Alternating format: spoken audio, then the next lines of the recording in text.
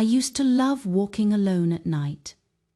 There's something comforting, almost, about empty streets, the way the street lamps flicker, the hum of distant traffic, the occasional rustle of leaves in the wind. It feels like the city breathes differently when no one is around. You can hear your own thoughts, your own heartbeat, and I liked that. Until the night I met him. It was a Wednesday, around 1 or 2 in the morning. The street was silent.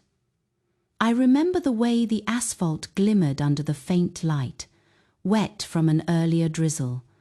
My coat was pulled tight against the cold. I had my hands in my pockets, just strolling, enjoying the... And then I saw him. At first, I thought he was drunk. A tall, thin man in a suit that hung off him like a puppet's clothes. He was moving in a strange, jerky waltz, almost cartoonish, and I told myself, okay, maybe he's had too much to drink. But as he got closer, the street lamps revealing his figure bit by bit, I saw his face, and I froze. His eyes were wide, unblinking, almost empty, but the worst, the thing that made my stomach drop, was the smile. It wasn't friendly, it wasn't human. It was impossibly wide, stretching across his face like someone had carved it with a knife. My chest tightened. I wanted to run, but my legs refused. My mind screamed, move, move, run, but my body wouldn't obey. I crossed the street, trying to put distance between us. I told myself he would keep walking past, like a drunk stranger in the night. But when I glanced back, he had stopped.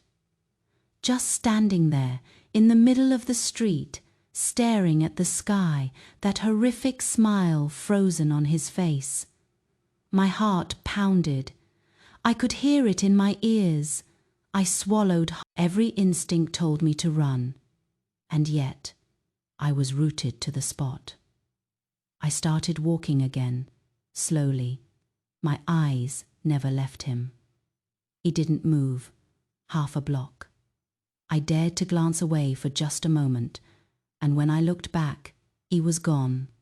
Relief washed over me, but only for a heartbeat. Silently, impossibly, he had crossed the street. I hadn't seen him move, but he was there. Panic set in. My breath came in short, sharp bursts. My hands were clammy. Every shadow along the sidewalk seemed alive.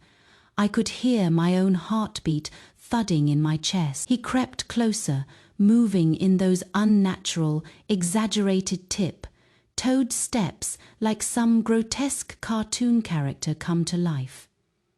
I wanted to scream. I wanted to run, but I couldn't decide which would save me. He stopped about a car's length away, still staring at the sky, still smiling. I shouted, my voice trembling, but it sounded weak even to my own ears. He didn't react. He just stood there, smiling, watching, waiting. Time slowed, every second stretched out. The wind whispered through the trees, distant sirens wailed, and I imagined shadows stretching from every corner, reaching for me. And then he moved again. Slowly, casually, like he had all the time in the world. He turned almost bored and started walking away. My chest tightened with a mix of hope and fear. He leapt forward, almost floating in that unnatural way. The street seemed to stretch and shrink, my legs barely keeping up. I ran. My coat flapped, my shoes splashing in puddles, my lungs burning. I didn't stop until I reached a street bathed in light, until I could finally see silence. He was gone. Even now, years later, I can see that face, That smile in my dreams, in dark alleys, in flickering lights. I never walk alone at night anymore. And sometimes, when a figure moves strangely in the distance, I think, could it be him? The city at night will never feel safe again. Not after the way he moved, the way he watched, the way he existed, just beyond reason. And that's what's worse than anything else, Faye. It wasn't supernatural. It was real. It was human. Or maybe it wasn't. I'll never know.